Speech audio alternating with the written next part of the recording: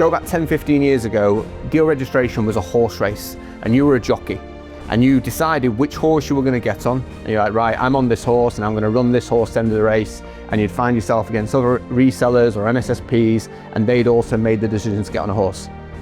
One company came along, I'm not going to say who it is, but you all know who I'm talking about, and said, you know what, actually what we'll do with this, we'll change it. Rather than be a jockey in a horse race, we'll run the whole horse race. We'll have all the horses and we'll sponsor the whole thing, and no matter what happens, we end up being the winner on the end of it.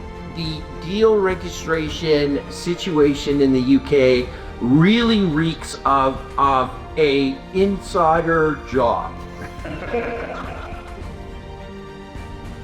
But we see too many sell on the basis that it is fit for profit as opposed to fit for purpose. In organisation, it's a case of this is our big seller at the moment, this is getting us the big profit margin when we resell X solution or X service, whatever it might be, and we see that sold in at every point on the market. Luckily, one of the things from my industry we've seen in the last couple of weeks is JP Morgan, CISO, put out a letter saying the fact that his expectations is that organizations are going to now have to demonstrate the secure and not rely on compliance. And that is what we need.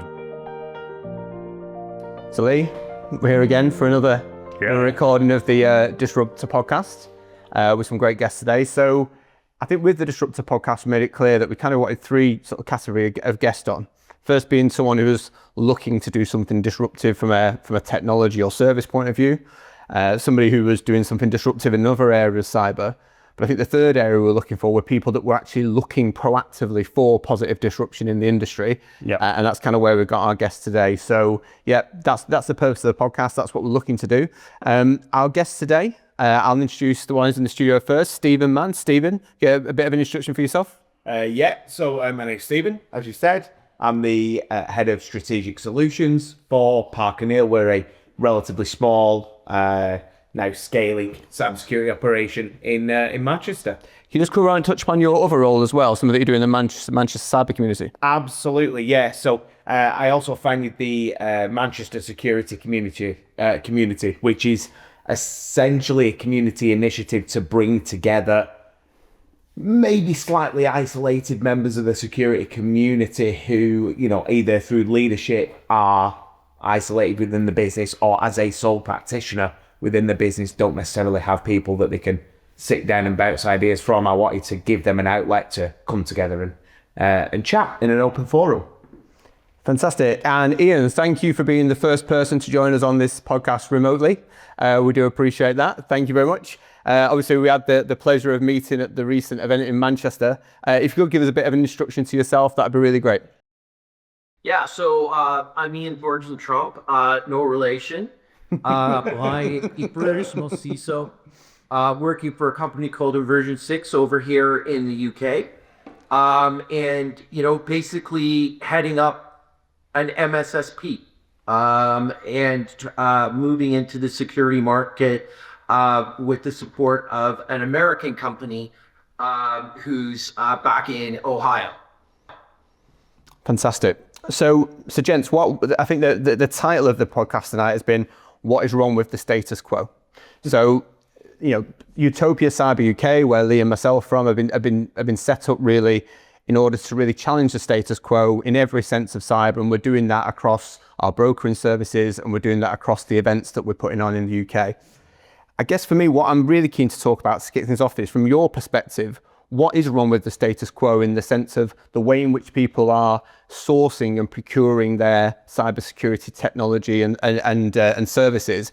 We discussed on the first episode that we haven't seen much change in this, probably for the last 15 or 20 years. We all met recently at an event. If we went to that event 15 years ago, it would have looked and felt very much the same as it did in 2025.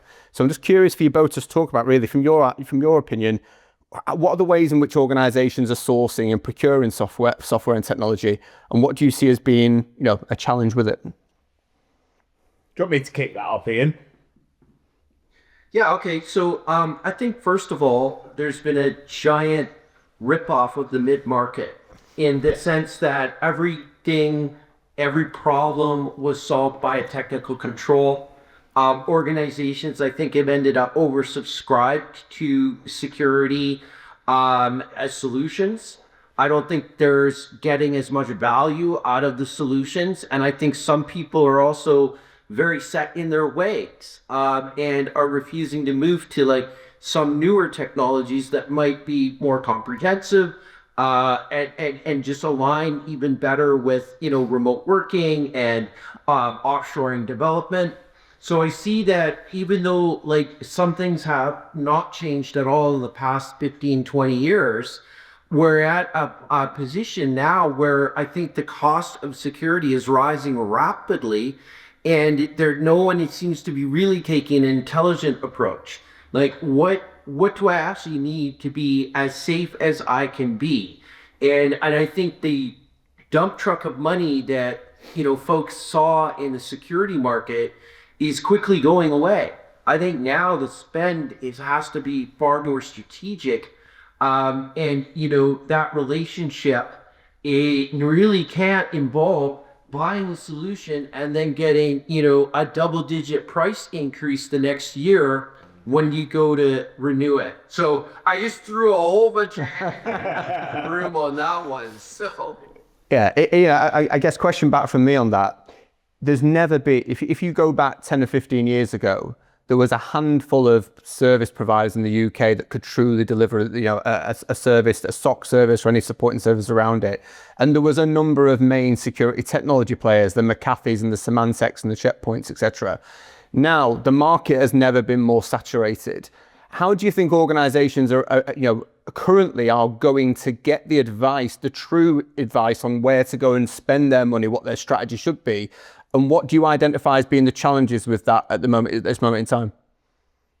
Yeah, so I think the huge challenge is getting a trusted advisor, somebody that understands your business, what the crown jewels are, what your level of exposure is, and then really working with you on an IT plan that brings in security instead of security applied to the IT plan. And really, I think that's the crux of the discussion. I think, there's of course guidance from cybersecurity resilience clusters, the NCSC, a lot of good resources out there. And I think, the biggest thing it comes down to is just ask questions, become educated, so that, you're not being taken advantage of.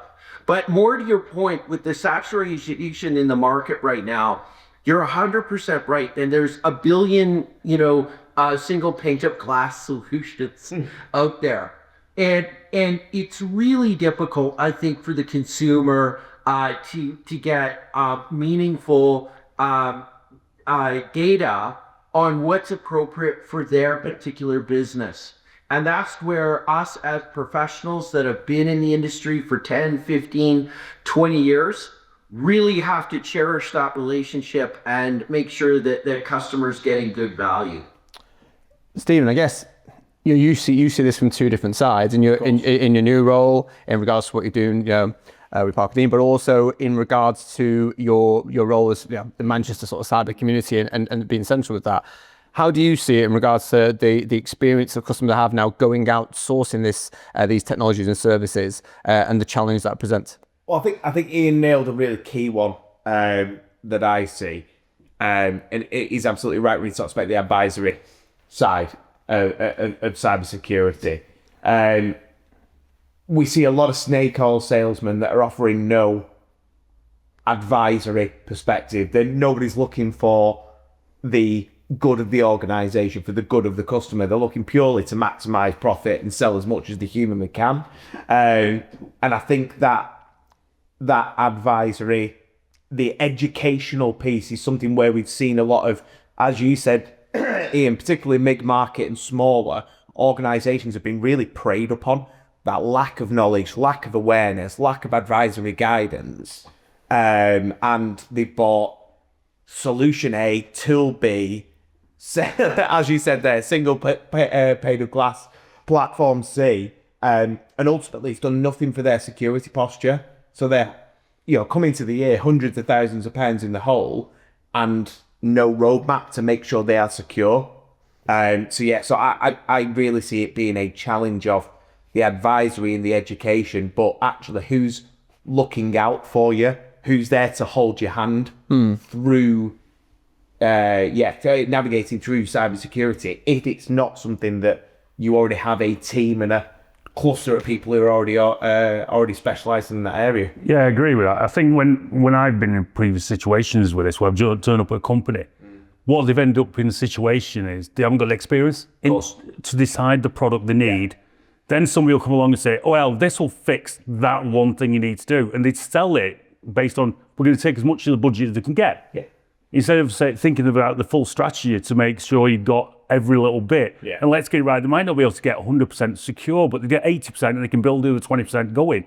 What they're doing is to choose the best tool to give them that one thing they need, and then everything else ends up being normally available. Exactly. So they're no longer secure. They're in a really bad situation. I say the trusted knowledge of those people coming in and say, actually, this is the right one for you where you are, is what is needed. I think this is a bit of a loaded question. So I am smart at the start of it. Ian, I'm looking forward to your response to this. Surely in regards to all the advice that you need and all this coach, that's the reseller's position, right? That's what they're there to do. That's if you're going out to the market, you're there, your trusted partner. They should know the budget you've got to spend. They should know your business challenges, and they should be making that recommendation. That's what you expect, right?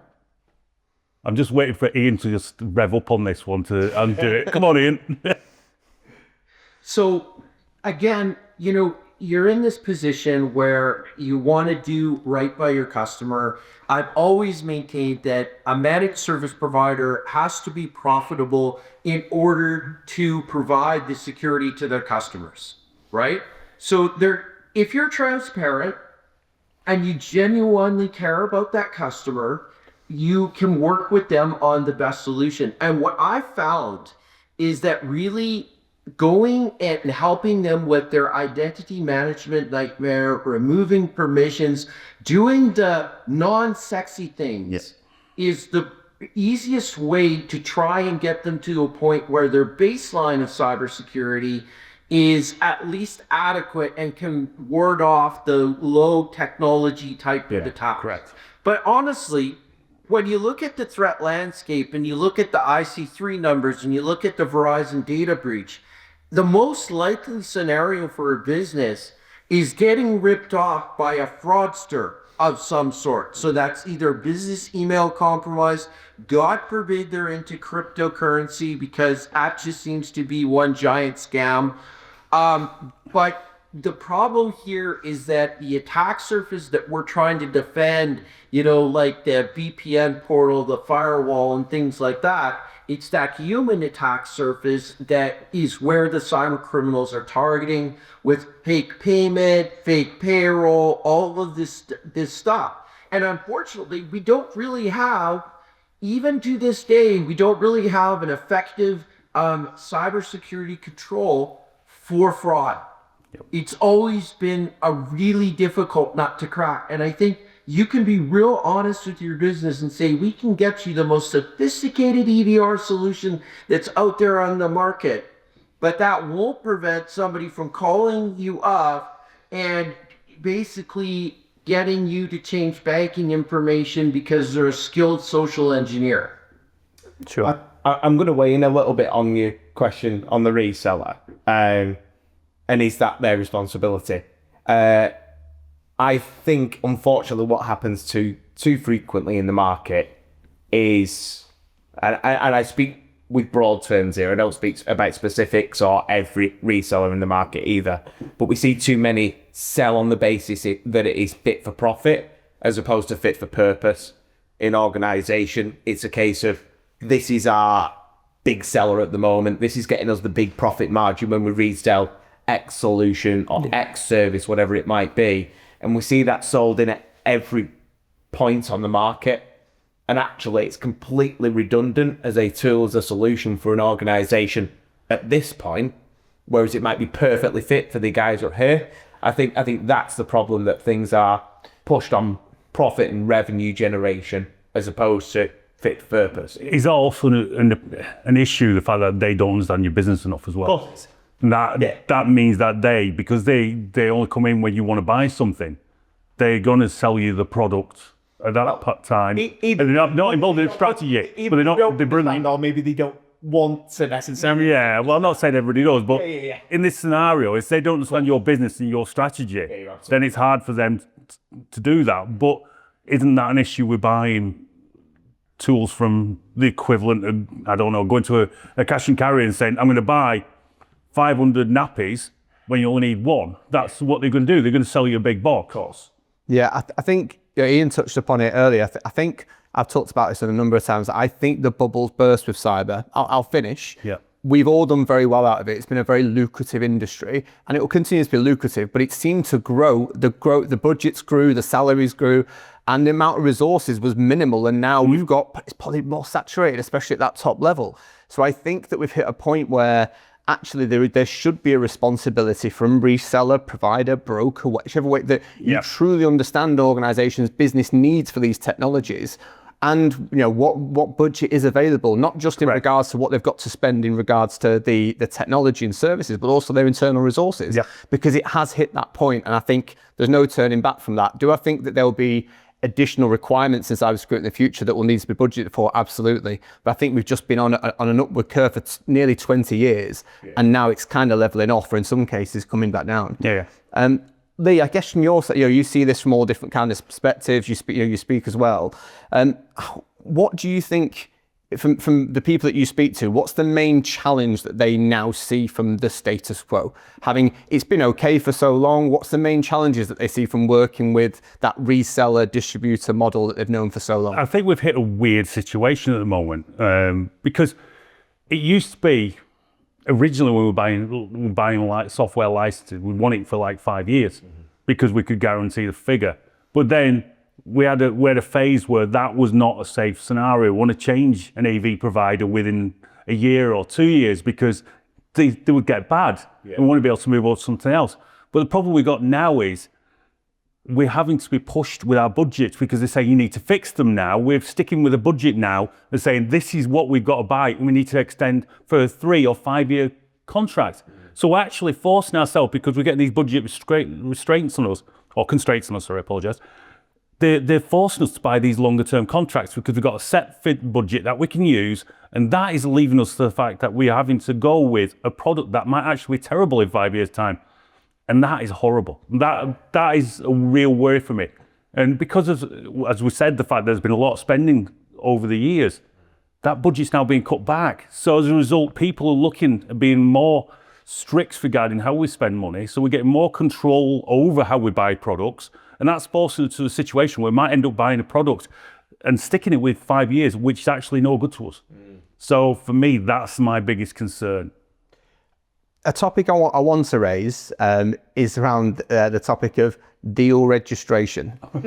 I'm quite keen to hear three very different opinions on this. And Stephen, trust me, you'll talk a lot about this in the coming months and years of your career. So good luck. But it's definitely for me something that has evolved massively. The analogy that I give, and Ian, I'll come to you for your response first, is go back 10, 15 years ago. Deal registration was a horse race, and you were a jockey. And you decided which horse you were going to get on. And you're like, right, I'm on this horse and I'm going to run this horse to the end of the race. And you'd find yourself against other resellers or MSSPs, and they'd also made the decision to get on a horse. One company came along, I'm not going to say who it is, but you all know who I'm talking about, and said, you know what, actually what we'll do with this, we'll change it. Rather than be a jockey in a horse race, we'll run the whole horse race. We'll have all the horses and we'll sponsor the whole thing. And no matter what happens, we end up being the winner on the end of it. Is deal registration therefore adding value to the provider and the customer in the way it once did, or is it providing value to the reseller who effectively sponsors the whole horse race? Ian, I'll ask that question to you first. Yeah, it's a tough one, but let me kind of break it down to you on how I see it. And this is actually kind of bleeds over a little bit to one of the other points that was brought up. You should not be selling a product anymore. You should be selling it as part of a service. Correct.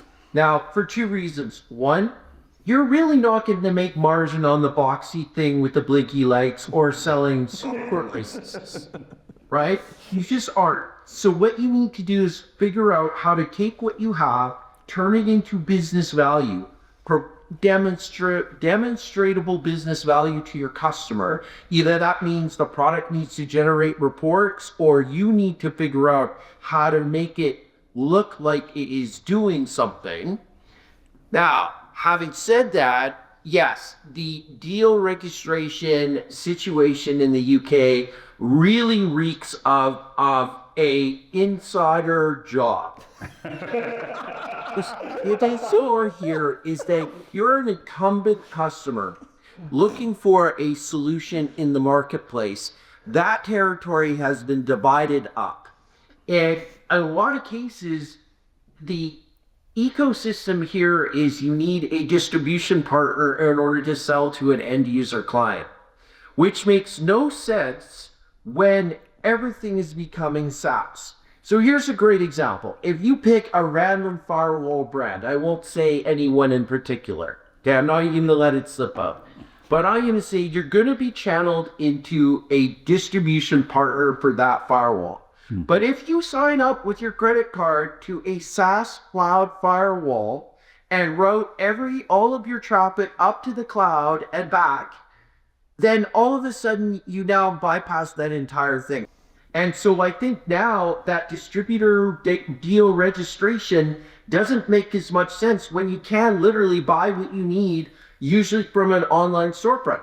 Everyone here at the table has probably, for friends and family, found their favorite discount Windows licensing software and isn't buying it through a traditional distribution channel at all. So the question really becomes, is that approach, is there value in that relationship? And I think only for very specific things, when we now have a global marketplace, we talk about a global marketplace, but we're not actually living in a global marketplace when things are like all territorialized and we're forced, to not be able to take advantage of Forex. As in, if you're buying it in the UK, you have to pay UK pounds instead of buying it from another country and getting a further discount on a Forex exchange. Because at the end of the day, it's just a license for a piece of software,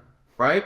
So I think the industry is quickly finding that the traditional distribution models that we were used to 10 and 15 years ago made a lot of sense, and now they just don't make sense. And I think it's frustrating the mid-market and the MSPs and the advisors that are out there when they're trapped into a particular product, having to go through a particular company who maybe they've had some negative experiences with in the past. Lee? Yeah. Your view on said deal registration topic? Oh, well, I really have had bad experience of this scenario.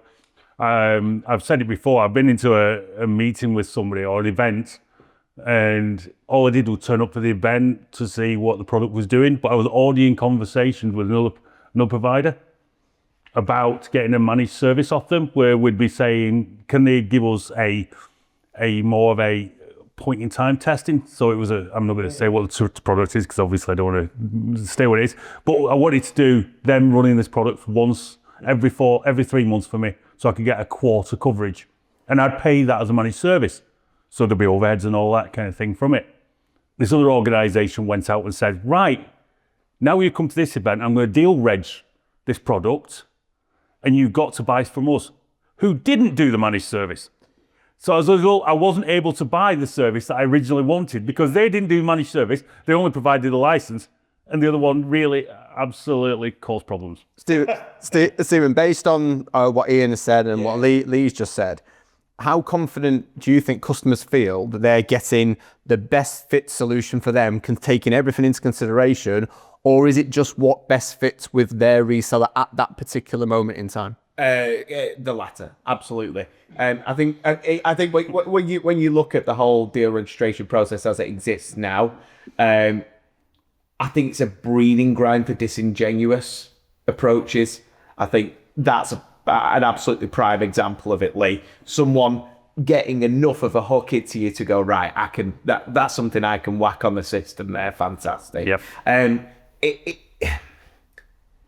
I don't think it truly drives, again, just to go back to my point before, it truly drives understanding that organization and what it is they need. Lee's example of that is absolutely prime. He didn't end up getting the service that he wanted because someone decided to deal with him off the fact he'd had a chat with them at X events. I don't think it is a formula within business that is meant to not only best deal with what a customer is looking for, but best advise them what it is that they need. It is just that. It's that bum rush of the fighter who can get that deal registered first. Yep. So, gents, questions to all of you again. Ian, I'll come to you first on this one. I think that the CISO community that I've dealt with for the last 20 years generally want to see positive disruption. They do it across areas of their business, but yet this has stayed the same for all the time that I've been in cyber, and probably for the majority of the time that everyone in this room and who's joined Virtualize as well. Why do you think there's a reluctance to move away? Ian, touch upon something you said. I thought the emergence of AWS Marketplace and Microsoft we would see huge volumes going there. But I think what was expected to be 30-40% of interest purchases is still about less than 25% at the end of 2023. So I don't think it's got anywhere near. Why do you think there's that reluctancy to move away from what the status quo is and what they've known for so long, when they can clearly see there's a lack of benefits across many different areas? I think it's because the job of CISO suddenly became this unholy triangle of privacy, security, operations, and compliance. And the three buckets, if you will, are starting to land on the CISO's desk, mostly because the organizations are not at a level of maturity to understand that a DPO should be marking the homework of the CISO. The CISO should not be the DPO in addition to running security operations. And so as a result of this, you have CISOs that I think are really struggling to move between those three worlds in a comprehensive way. Like you said, 10, 15 years ago, we didn't have the compliance regimes that we have now, except if you were in specific industry verticals like nuclear power, right? Now, you can be a telco company in the Midlands and you have the TSA on top of you. So in addition to just keeping the bad guys out, whatever typhoon you want to call them, insert, pronoun, you're in a situation where your security operations is going full tilt. You have this massive compliance requirement or serious penalties, right? And then you have the data privacy legislation that has been heaped upon top of that. And so, you've got your own battles with the marketing team that still believes buying an email address list is 100% okay because that's the way they've done business since the very beginning. And then you look at said email address list and it has Gmail accounts on it, it has Hotmail accounts on it, and it's like, guys, that's not B2B, okay? That's not B2B. So you're the guy that's doing the bad news on three fronts, and I'm gonna say we're getting a little pesty. I think, sorry, just to weigh in on that. Yes, I think it's Ian's right. It is an under-resourced perspective and an over-demand on individuals and where the streams cross. And that was why I set up the community initiative that I do rather, to give people a little bit of an outlet to ask for help. But they want change, you're absolutely right. They want disruption. But because they're so busy, they can't force that to happen within this industry. It's like me saying, I really want to build my own dining room table at home, but I'm working and I've got my daughter and I need to think about making dinner and I need to do this, I need to do that. All of a sudden, that project of making that dining room table is at the bottom of my list. And I think that's where disruption and change in the cyber market is. The CISOs and security leaders, compliance leaders, DPO, everyone who's involved in this space wants it to be different, wants it to be better, and wants to see them back at the center of it, as opposed to products and sales.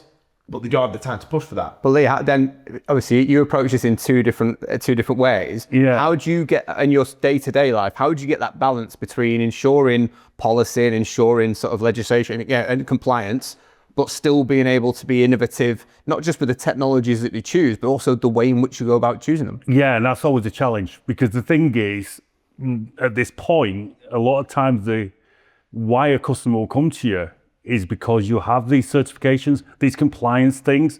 So ISO 27001, this is the gold standard. Let's get it right. That's how we demonstrate to companies that we're secure. But, then we have PCI, then we have, FedRAMP in America, we have Cyber Essentials in the UK, all these kind of things. We end up with siloed entities that just become a nightmare to manage. But then from a security team, how do you focus on, which one do you focus on the most? And the people that are generally doing the GRC are non-technical.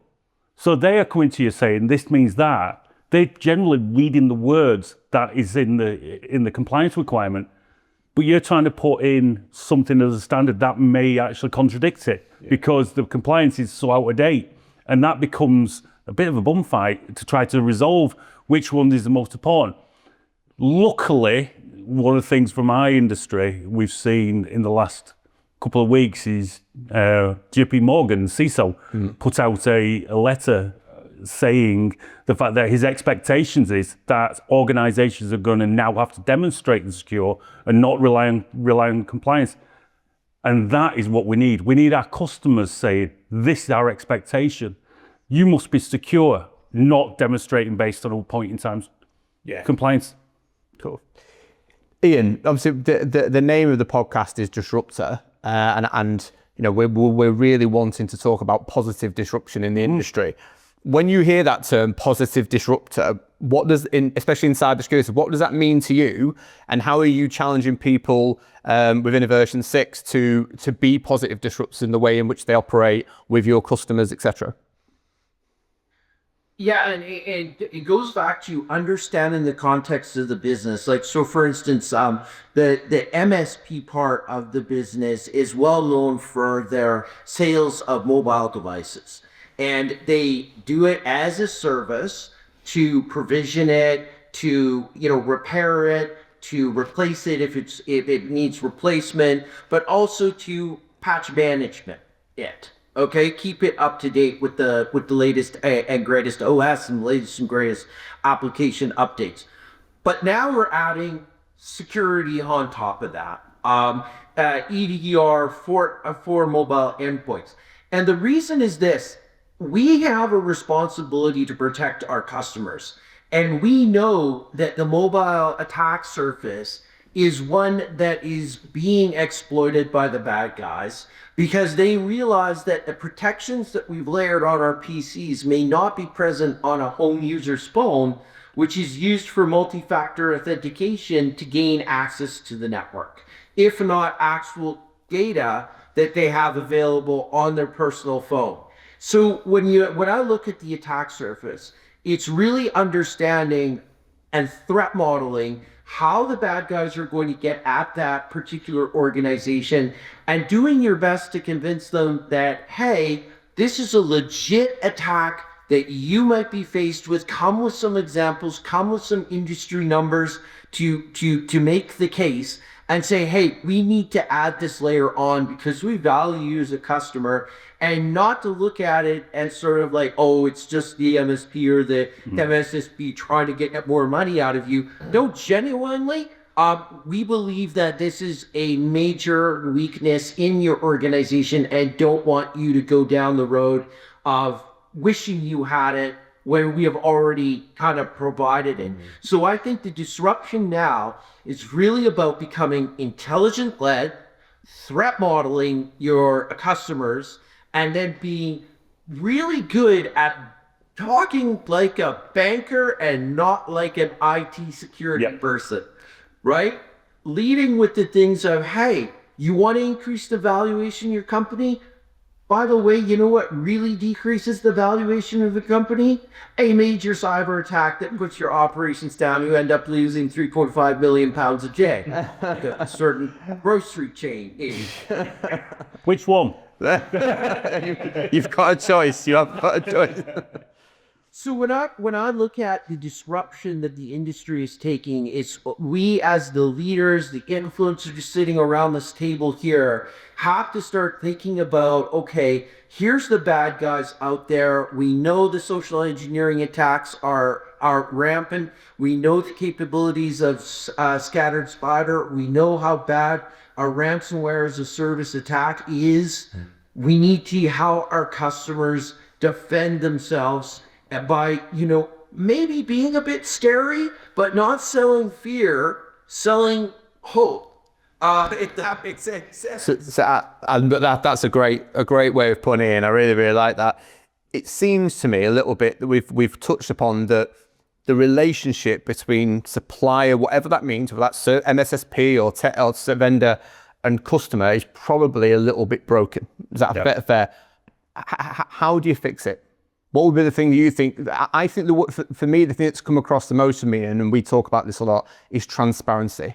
I don't think there's enough money in the game now for people to be not transparent about, and probably even that's level of transparency from the customer, explaining what their budget situation is, not holding that back and trying to use that as part of a negotiation technique. Be clear, but in order to have that, you've got to have a true, trusted partner relationship. And I think transparency and trust are the main challenges here.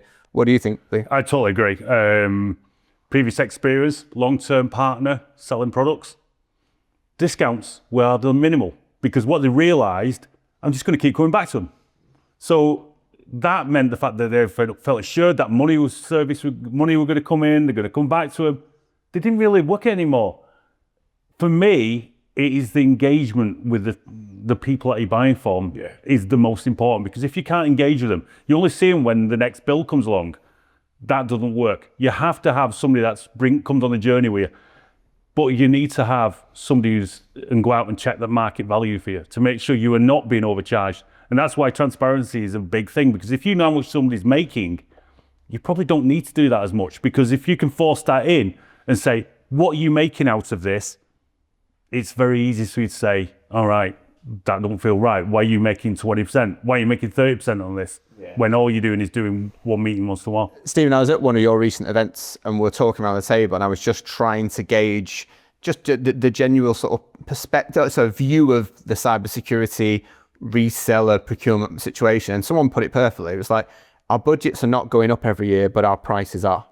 And that, I think that's only going to go in one direction. And there's only so many companies out there that you can engage with. I think there's never been more companies that you can speak to, whether that be a reseller, an MSSP, or vendors or whatever. So how do we fix this then? How do we fix the situation where the budgets aren't increasing, but the costs are? There's so many people I speak to. How do we fix this relationship between what the customer needs and providing them with that? I mean, that's a conversation we could have for an hour anyway, and still be no further towards the end. I think there are step changes that you can make to fix those relationships and how they're set up. Certainly from my experience, one thing I see when I'm interacting with typically smaller SMEs, that's the sort of area that I work with, I speak to people and they are quite refreshing the way that I speak to them. Not just bombarding them with technical knowledge. I'm not bombarding them with acronyms. I'm speaking to them as a person. I'm trying to understand, actually, what is it that matters to you? What are the key things that I can come and I can help you with? What are the things that need to drive your business forward? And firstly, is that something I can do? And secondly, how can I do that for you? I think that as a level of communication, going back to what you were saying about transparency, if you start to speak to these people, as Ian was saying, about budgetary growth, about financial growth, about business growth, whatever it is that's driving their decision-making process, you speak to them from that perspective, as opposed to leading from, oh, we've got the greatest XDR with this and with that. You're starting to get a level of trust and human relationship development, rather than it just being someone who's ticked enough of the box lists of what you're out shopping for. Yeah, that's a big thing that I see. Trust is a big thing. Without the trust, I've swapped providers before because the person that I really trusted has left the company. I trust the person that's selling me the product, because I know they're going to do something for me and make sure it's the right thing. If you don't have that trust, you're going to move on. So for me, I stay with an organisation because of the person I'm dealing with, not because of the organisation. Yeah, of course.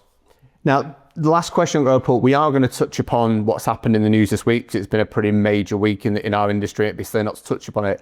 But the last thing that we're going to do on each of the podcasts is going to be AI picks the question that we ask. Oh, here we go. So I put to ChatGPT, I literally put saying, we're doing a podcast. Or any other.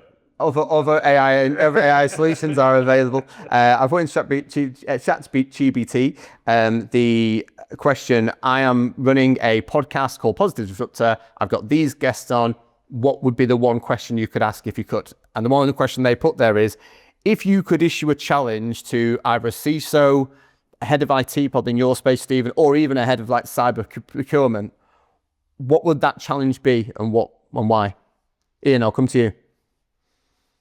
Okay, it's time to leave the safe ivory tower and get out there and get amongst the people in your organization to hear about their stories, to share your own stories about cybersecurity, to be available to them, even if the issue or problem that they're faced with has nothing to do with work. Everybody has a home environment that they might be struggling with. They might have an elder who constantly gets, a fraud attempts and things like that. Come prepared with resources. And finally, I would say, get out to the conferences and support your local B-sides or chapters like Stephen Mann has set up, because that's where you meet people that know more than you or have more experience in a particular area. Like, one of the reasons why I'm really effective in my job is not because I know a bunch of stuff. It's because I know a lot of people that know a lot of stuff.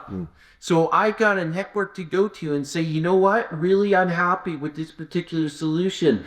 And, there's a bunch of people in my circles that know people that are solving the same business problem I'm having with a different product. So don't be locked into it. I think, loyalty to the people, I would say that comes with making sure that the vendors are looking after their salespeople and making sure those people are behind morale and they're motivated to do the best job possible. Because that's, to me, there's nothing better than having an honest conversation with a vendor and saying, you know what, I'm feeling a little bit risky about, recommending you guys forward. What do you have that may make me feel better? Just having that open, honest dialogue, right? Rather than just waiting on hold or not getting an email replied back to, or finding out that your rep has been changed and you weren't even told. I think those are some of the most awful and most disruptive practices out there, that really kind of sap the morale and make the struggle start over again. Tim? Two things. So firstly, completely agree with what Ian said. I'm a massive believer in surrounding yourself with people who are smarter than you, know more than you on the subject that is your specialist subject, so that you continually learn, you continually see things from a different perspective. I would recommend everybody within the sort of sphere that we all work in to try to do that on, if you can, a daily basis, but at least a regular occurrence. My other challenge, I think, would be, I dare you to ask your incumbent suppliers, your incumbent service providers, how do you justify your cost?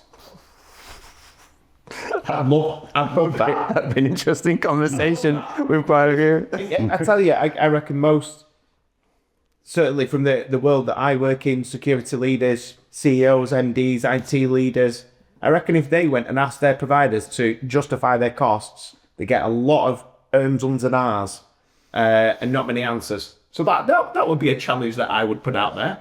Two great challenges, really, really good. Just to wrap up, I started in this industry 20 years ago, and recently, as last week, I was talking to someone about why they should get into cyber. And I said, when I got into information security as it was, my late father recommended that it was a good industry to go into. Generally, a breach of cybersecurity made it onto the back page of the Financial Times. Now it's been on the front page of the Sun and the Mirror, most of last week, and we all know what it's about. So, Lee, I'm probably, obviously there's not a lot of the detail out there, and this will probably reveal the sort of the date of when we actually shot this. But it's been an interesting week in our industry. Not a lot of detail there, but it's clear that incident response policies and supply chain policy processes need to be addressed. It's very, very important. What's your view on it? I'm keen to hear Ian's view as well. Yeah, for me, I think it's hard because we're not in those organisations to see what's going on. But what we can look at is the three that have been majorly hit are very much from the same kind of field and generally quite old school kind of scenario. And in my opinion, is that an issue that they've got a lot of legacy stuff that's sat behind that they've held back, and potentially the people have come in and said, we need to change this, but the focus has been different. The focus is more on delivery of services. And therefore, what's happened there is the business has made a decision, a risk-based decision, that, that's not going to happen. So what we'll do is we'll continue taking small steps to move to the overall goal. And this has been an attacker targeting them. But until we know the output, it's hard to guess. I guess, Ian, what's your opinion? Yeah, I've got a lot of opinions. Hence why we're asking you, mate. I mean, not generally, do you? I would say let's wait Yep. for a transparent report, and that will come in two ways. It will either be the organization believes that its brand would best be served by being as transparent as possible about what happened and all of the steps that they're going to take to make sure that it doesn't happen again.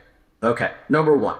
Number two, the other way it's going to come out is when the ICO starts their investigation, maybe 6-9 months from now, and then there'll be a finding, there may be a fine, and there'll be a big report on justifying that particular fine.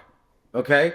But you're right, we don't know things, but we do know that the social engineering experts that are being created by the group called the COM with youth are probably the most important cyber criminal development 1000%. we've seen in a very long time.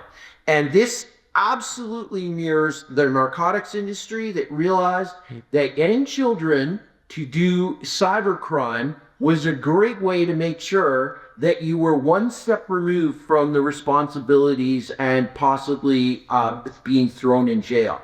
So we don't have really a youth cybercrime problem. We have a youth problem that is manifesting itself as cybercrime right now. And so I think it's really important to focus on that. And my view of this it will continue. It will probably get a great deal worse, because what we actually need is to look at all of the apparatus that we used to have in terms of social services for youth, after school programs and things like that, which were all done away with because we couldn't afford it. You know what we can't afford? We can't afford one of the storied brands losing $700 million of pensioner investment because they were one of the flagship stocks on the FTSE 100. And that company right now is losing $3.5 million a day, which, to be fair, is not sustainable. Yeah. Other than a big oil company, I can't think of many other companies that could sustain that level of loss for the period of time. Because when you think about it, I think we're approaching 10 days, and that's, an astronomical 35 million in revenue missing. So we need to understand that, wow, maybe an investment of 35 million in after-school programming for at-risk youth and boosting the effectiveness of the interdiction program, where they snap up some guy that just started in the carding world and they interdict him and turn him into a rehabilitated cybersecurity professional and help him get a job. All of these things, all of these investments need to be made. So that's the big picture. Yep. Where I'm at right now. And I think that ties both your last question by Dan and also this together, is the fact that you mentioned B-Sides before. It's the community side. And one of the things that when I was involved in B-Sides Liverpool, The important thing for me was give somewhere for those people that are starting out in the industry, a place to go and go to talk to people so that we can then say, actually, there's a job, there's somewhere for you to get to and not be doing the hacking. Do it for good. If you're going to do it, come and join a company. Become a security professional. That's where I feel, and I didn't answer that question. For me, that's the one area we need to do, is give that position from being those CISOs and giving that start role that people can get into the career. Because at the moment, everybody wants the finished article. We've got to find a way to get more people into the industry, doing those lower down roles that can get the journey up to it. Because let's get it right, myself, no offense Ian, but we're both of a certain age.